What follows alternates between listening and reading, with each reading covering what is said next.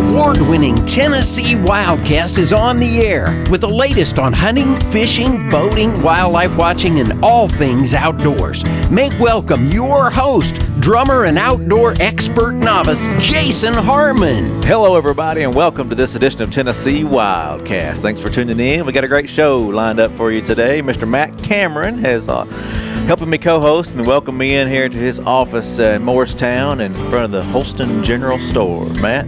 Right here in the Region 4 office. So, yeah, welcome to Mountain Country, East Tennessee. We've done a series of shows here, and we're excited to have Miss Sally Petre with us today. She came back in the room here, and there's fish jumping around. She's brought some critters with her today for us to check out. Some fish from some of the streams around the area that you could go catch or see, and it's going to be a fun conversation. Yeah. It is. She has a lot of knowledge and fun ways to identify them, so it should be educational. Yeah, hopefully there'll be some fish that a lot of people have never seen before. There you go.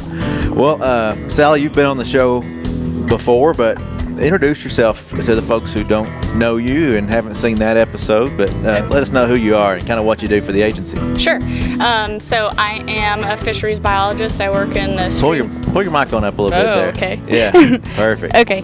I'm a fish biologist. I work predominantly on streams and rivers with game fish and non-game fish. So things that you'll catch, and then things that you, again, probably won't ever see. That's cool. And we were talking before the show. What's your title? What's your role? And she's like, fisheries biologist. But it's more than that. It's specific to streams and rivers, and so it's pretty cool. It's a cool area to be in. Yeah.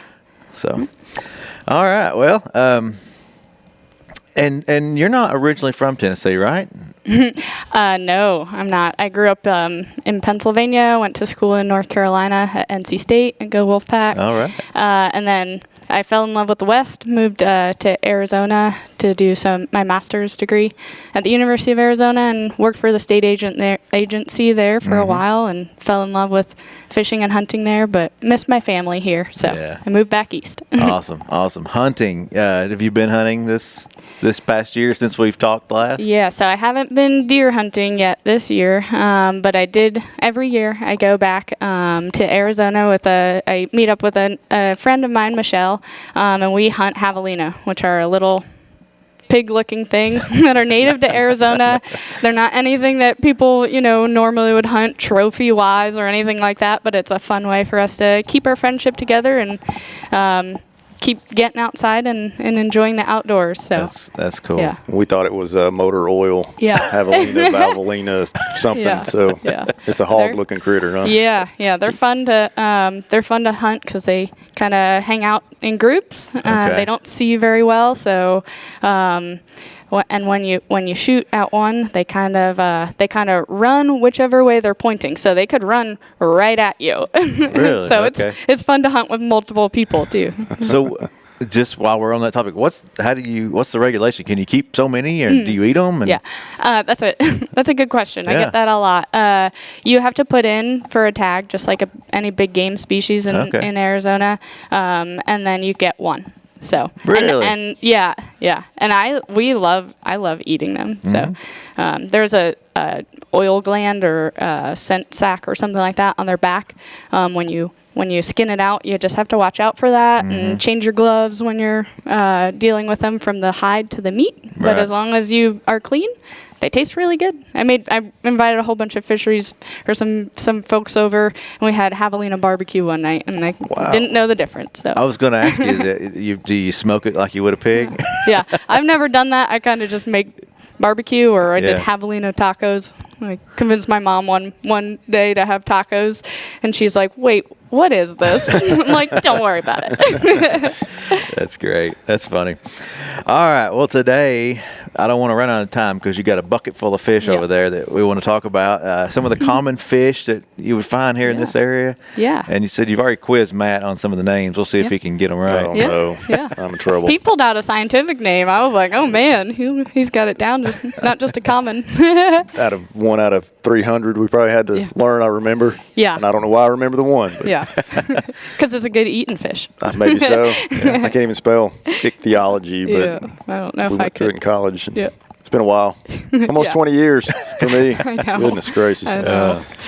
Well, let's jump into it. What's one of the first fish you want to show us? Okay. And Yeah. Well, we'll get to the one that Matt was able to ID, and it is something that it's a game fish. So Okay. a lot of people will see, and some of these are a little bit non-cooperative. But this is a rock bass, the one that's kind of swimming around in there. People will call them red-eye bass. But Yeah.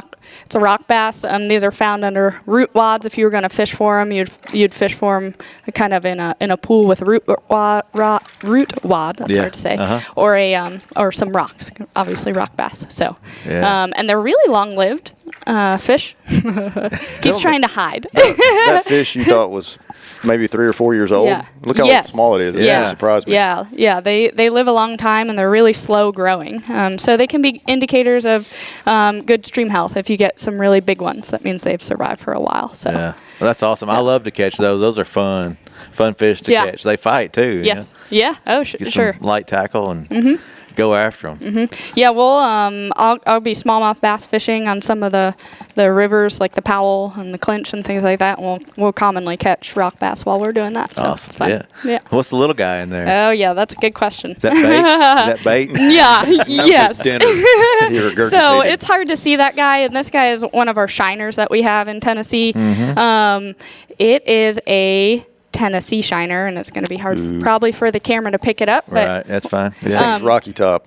yeah, Oh, yeah. Okay. they don't sing Rocky Top, Oh. but they do when they're in their spawning colors. They do look like the Tennessee orange. So they'll turn Wow. some brilliant, beautiful colors when they're spawning. And hopefully we can get some video to you guys to show everyone. Oh, yeah, that'd be great. But there'll be a whole ball of this orange in the stream, and sometimes I get questions from anglers, what are these orange fish or these red ball of orange fish in the stream not in the salmon, springtime? right? Yeah, no. Yeah, they're still little. But they're those Tennessee shiners and some other shiners. Wow, that's cool. Yeah. Tennessee shine. beautiful. Sounds like moonshine, Oh, doesn't yeah. it? Huh. Yeah, it does. Maybe that's where that came from. And fish was orange. I swear I saw something orange. No, that's what you. No. All right, what's next? That's a good question. some bigger ones I in there. know, I do have some big When ones. I say bigger ones, they were big for the bucket, I guess, man. Yeah. Okay. Oh, here they are. There they are. Okay. Let me close this up before I dump it out in front of everyone. Okay. This is a show you need to go watch. If you're listening, go tune us in. Yeah. Yes. So on, let's see. I got 2 different species of fish here, and the one on the bottom, and I might have to pull it out, but the one on the bottom, some people call it a horny head. It's a stone roller, and these guys are actually really cool. Should I pull it out? Will you guys be able to see it? We could try. Try it. Okay. He's pretty jumpy there. But when I ID fish, so I look at the mouths a lot. And this is a good bait fish. So if you want to fish for smallmouth bass, go use some of these stone rollers. But their mouth parts are really unique in that it faces down and it has a cartilaginous ridge as its bottom jaw. So I don't know if you can see that. Yeah, I can kinda see. See that cartilaginous ridge. And so he uses that, or it uses that too. To scrape algae off the rock, so it's an herbivore. Okay.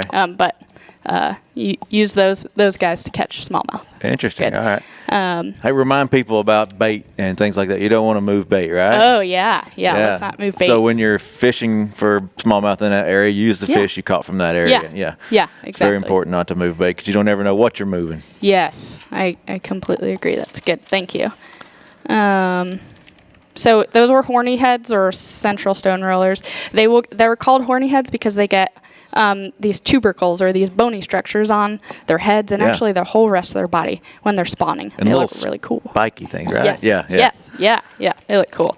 And this guy, okay, so this guy kind of sits on the bottom. I don't know if you can tell. I'll pull him out too. But he has a downward-facing mouth, so he's another fish that is going to eat something off the bottom. And it is a what the locals call a boxhead, but it is a northern hogsucker. Whoop. Slippery little sucker, Yeah, too. yeah. So see, whoop. So I don't know if the camera can zoom in and see its he's posing mouth, for you. but yeah, so you can Oh, see wow, see its mouth parts there. He likes to eat worms and stuff right off the bottom, and he sits kind of flat. Or if he'll sit, it'll yeah. sit flat in your hand, unlike a lot of other fish species. Oh, cool. So those are really neat. They'll get decent sizes. Mm-hmm. So they'll get I've seen them in the Cherokee tailwater. They're pretty big. So they're not just in small streams. Probably not going to catch these on a rod and reel, right? No. Not most of the time. though. Yeah. Let's see. There's some other big fish in here. Maybe. You haven't quizzed Matt on the names yet. Oh, no. You had to bring that up. But they did come from Cosby Creek. Is that correct? Yes. Yeah, they came from Cosby Creek. So did you find them this morning? I did. We were doing Awesome. another outreach event this morning with a group of pastors, actually. Okay, yeah. They were kind of they were fly fishing and wanted to know what was in the river and to see, the whole ecosystem. So we went out. This is another fish people call horny heads as well because they get the tubercles on them. That may be what my son caught one time. Yes, That's you what I was will. thinking about, You yeah. will catch them. So they don't have the downward-facing mouth. It is a river chub. Okay, yeah. They have a mouth almost like a trout, but they'll have tubercles on them. This guy has some on him, and these are really neat. They're jumping. They're jumping. They're almost like maybe what we call like a keystone species in our stream. So they actually will build a nest in the creek, just like a bird builds a nest for Okay. its eggs. They do the same thing, and it is really cool to see because they actually pick up rocks with their mouth. They have to pick up the perfect size rock, and then they'll put it where they think is the best spot, and they'll build this mound. And it's really, really cool to see. I have some really neat video of this. Does the male or the female or both Ooh, participate in the nest building? I'm not sure. I should probably know that, but I'm not sure. I think it's the male. But so they build this big old mound, and this is where those Tennessee shiners will come in as well. So they're building the mound. They're doing all the work. The river chubs are. And then all these other fish species will come in and spawn on that nest too. So if we don't have these, I'm curious to know what will happen to our streams with the other shiners and other fish. And then stone rollers will come in that. We looked at the other horny head, right? Yeah. So the stone rollers will come in and use that as well. So it's a neat thing to see. And if you're really brave in the springtime when it's cold out, go get goggles and a snorkel and go check it out because it is something out of this world to see. Yeah, that's Yeah. cool. It was looking at me through the bag. It kind of looks like a frog. Yeah. If you look straight on. I know. If I didn't know it was a fish, I think that's a frog face in there. Yeah, right now. and he does. I don't know if you want to pass around. I don't know if you want to look at it, but you Yeah. can see those tubercles on its forehead almost. You see those bumps. Oh, yeah. Yeah, that's Yeah. exactly Yeah. what my son caught Yeah, that one. yeah, and you Tucker. can catch Yeah. them, but you can catch them on like a stone roller or not. No, was a excuse me, a crawfish. rooster tail. Rooster tail. It was a Yeah. little crawfish bait. Yes, Yeah. yes, they'll go after that. That he just caught like it on. Yeah. trout or anything That's else. cool. will. So, what else? Ooh, I did want to show you guys some. So those are some of our bigger fish, right? Let me see if I can find these smaller fish in here because they're beautiful. So, Oh yeah. these guys, my pants are be. I remember it just because you taught me earlier. Okay, Matt, that's right. What is this? The red line darter. That's right. Do you have a male and a female?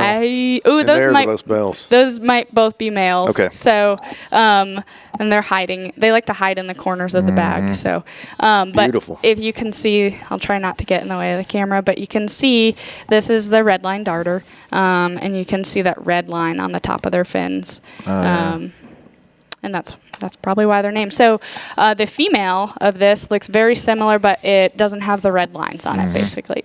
Cool. So Yeah, those are pretty. So is it similar to birds? In nature, the male bird is more brightly colored and showy. The female's usually drab for camouflage. Is it similar in the fish world? Yeah. Yes. Very similar. For certain species. Yeah. Okay. Yeah. Do a lot of them only get those colors during the breeding season too? Yeah, and sometimes they'll keep them throughout the year. I don't yeah? know. Kind of just depends. I'm not really sure. So the Tennessee Shiner you told us about earlier that turns orange, that's a breeding coloration. For sure. For Okay. sure. Yeah, Yeah. that's cool. Yeah, and then you saw it was complete. It was that silver little fish Yeah. from earlier, so it loses all of that.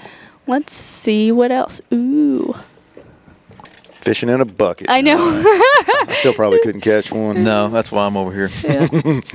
Let's see. So in Tennessee, we are very fortunate because we have one of the highest number of species diversity. It's really awesome, but it also makes my job very difficult to ID everything we have. Do you know how many different species of fish we have? Oh, man. I've heard, but I don't remember. Okay. 300 something? Yeah, over 300 different species of fish, Wow. which is pretty crazy to think about.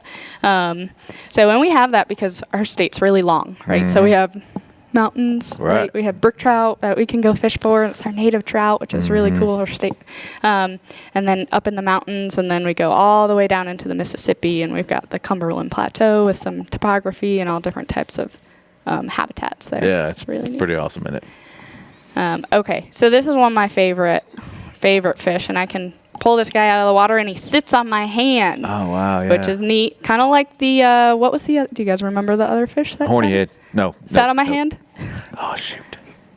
One of the stone rollers? That one kind of does. No. It was the northern hogsucker because it ate stuff off the bottom. Right, so right. this guy is cool. I like how she's kind of playing with, like where the kids in the class trying to figure out. Do you remember what I said? So, and I don't know if the camera can see, but this guy, he does not eat. He doesn't eat like insects and stuff. Well, he might as a small guy, but I don't know if you saw how big his mouth is. Yeah, it opens up really big. It opens up really, really big. And so he's really cool because he sits on the bottom of the stream. You can see he actually doesn't have an air bladder like other fish do to regulate in the lakes and stuff.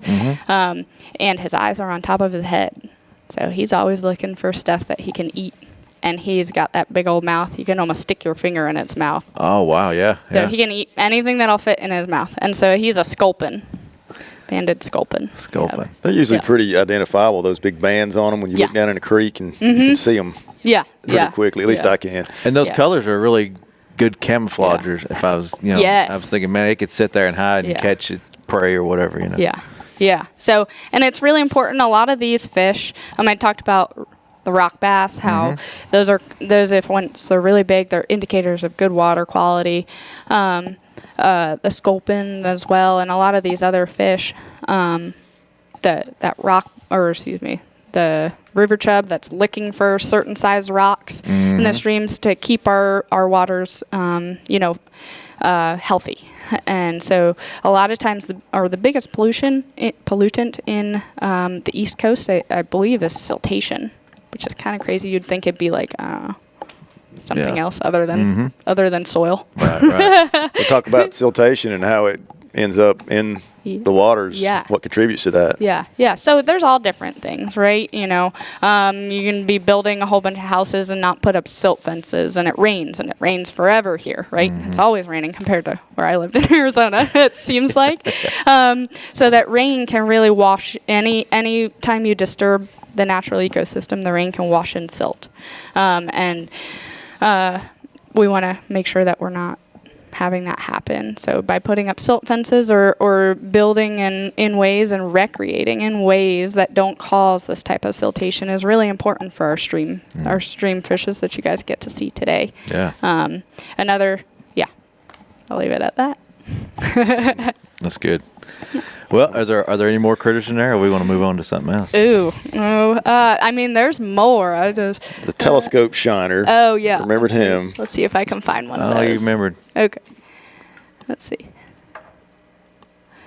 Okay, so I think this is one. So, telescope shiner. It's kind of hard to tell, isn't it, when you get to the real small and real similar? Yes, yeah, they all look similar. Shiners are notorious for being really hard to tell the difference. Sometimes the people who are really good at IDing shiners will be like, it just looks like it has a frowny face, or it looks mad, and I'm like, okay. It looks like a gold. No. Yeah. So it's a telescope shiner. It's silvery fish.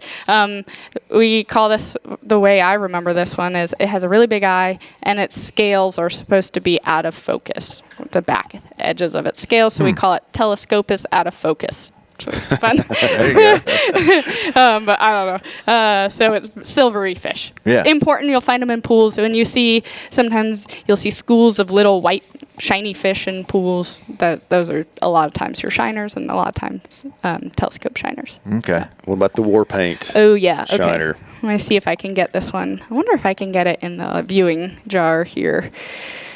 We'll see how that goes. And kaploop. Maybe. Catch him. I'm not going in. It's not Try one behaving. more time. Okay, so this one is called the War Paint Shiner. Oops. And Awesome. Yeah, that they're works really pretty when they're really colored up. This guy isn't really colored up, but they'll have some what they call war paint from, I don't know, football players put that war paint on them, or Native Americans would put that war paint on them. So he's got some orange lines and some black lines on his face. So, Just wanting to swim up out of there. yeah, I know. I'll pull him out. He's probably, I don't know if he likes it in there. Sometimes fish do well in there, sometimes they don't. So, but yeah, that's a war paint shiner. They have white on their, or there's actually no pigment on their bottom fin right there.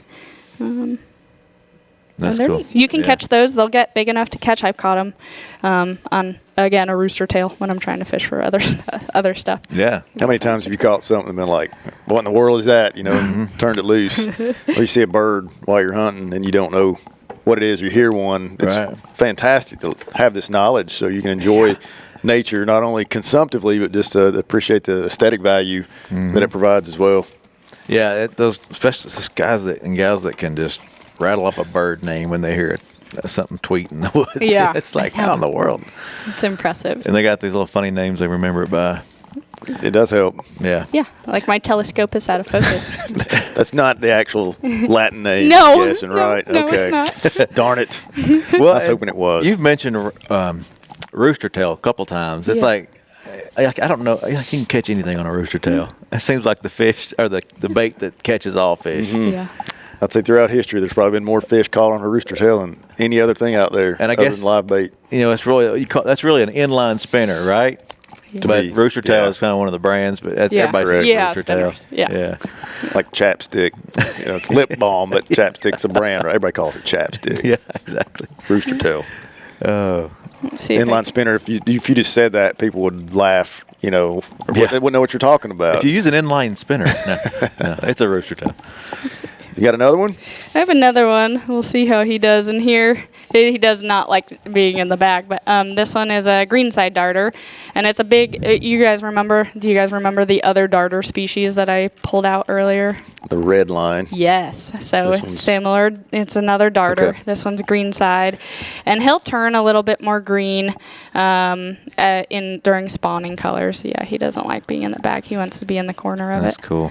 But these guys will get a bit bigger, so they're one of the bigger darter species.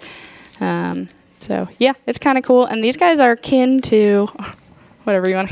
Yeah, good old East Tennessee term. Picking up the Tennessee terms, but His cousin is. yeah. Do you remember, Matt, what they're kin to? The snail darter. Is that Oh what you're- yeah. Oh We just had the celebration. yeah. That's oh gosh. Yes. Do you want to talk about that quickly? About Yeah. snail darter and Okay. that whole. Fill us in. Okay, Etnar. so it's not my story to tell. But recently we as in fisheries managers across, the southeast, just were able to get the snail darter downlisted off of the threatened and endangered species list, which is like monumental thing. What you all worked for so long, Yeah. Things like that. Yeah. So, again, I wasn't part of it. I've come in and just been able to work with people who have done all the work to do that. So it's neat for me to see it. But the infamous little fish that stopped the construction of the Tellico Dam, back in the late 70s, I'm guessing? Yeah. So that's how controversial and important it is. Yeah. See it delisted, that just doesn't happen a lot. What delisting something does it?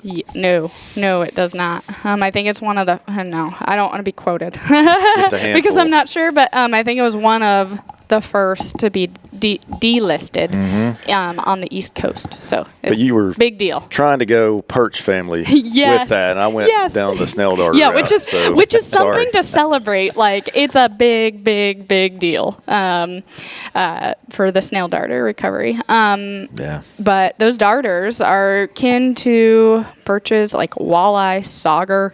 If you guys see they're little, right? But they're like, if you think big Elongated. picture, that's like a walleye or something like that. So it's kind of cool. They're all in the same, they're kin, I guess. Who would have thunk it? Yeah. Yeah, that's pretty neat. And we did a little ceremony, and that was held here in Tennessee when they. Yes. Yeah. Seven Islands. Seven Islands Birding State Park. It was beautiful. It was Dr. really neat. Etnier was there. Yes. Did he describe the snail darter, or he just discovered that it was present there? I'm not 100% sure. He was at least responsible for discovering that it was present there, and then he's found other populations in other places. So he's been monumental in the recovery of that fish. Yeah, he's cool. He's monumental in fish taxonomy. I mean, he's written the book along with Wayne Starnes on the Fishes That I of had in Tennessee college. book. Yes.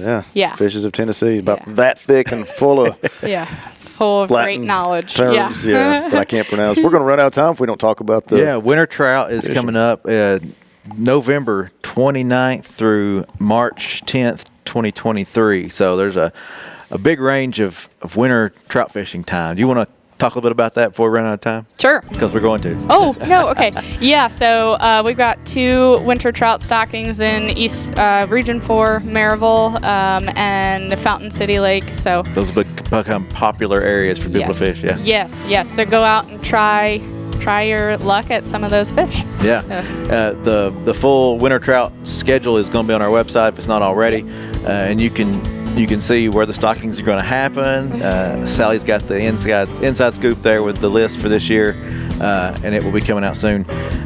So if you want to chase winter trout, there's still a 7 fish limit, right? And they encourage you to keep them. I think that's true. 5. I think we 5? reduced it to 5. 5, okay. Yeah, and don't then quote catfish. me. Look at your fishing. Yeah. Catfish is also 5. We do stock catfish in those lakes as well. So they actually ours got an extra stocking this past month. So how do you catch the catfish? What's your method? You can use chicken livers or anything kind of stinky. Yeah. And then what about the trout in these community fisheries? How do you recommend they catch the trout? It's an inline spinner. A rooster tail. Hello. Trout magnet. My boss he loves the trout magnet. Okay. Yeah. That's a good one. Any color. Doesn't matter. Yeah. Okay. Either sit it on the bottom or wiggle it. Just do whatever the fish want that day. So. Yep. All right. So bundle up and go do some winter trout fishing. What do you say? Yeah. All right. Well, Sally, it's been fun. Appreciate you being here with us and allowing us to be with you. It's pretty cool to have these fish to look at. Yeah. We'll have to get you out on the stream one day. Let's do it. Let's do this on the stream. All right. Well, this is Tennessee Wildcast. We'll see you next time. Thanks for tuning in. Stay connected with TWRA by visiting our website at tnwildlife.org and follow us on Facebook, Twitter, and Instagram. Hey, it's all about Tennessee wildlife. It's what we do.